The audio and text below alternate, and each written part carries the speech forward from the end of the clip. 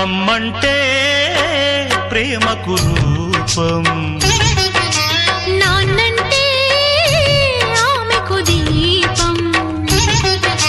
సతి అంటే సహకారం, మగడంటే మమకారం.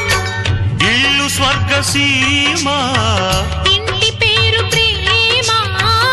ఇల్లు స్వర్గసీమ, ఇంటి పేరు ప్రేమ.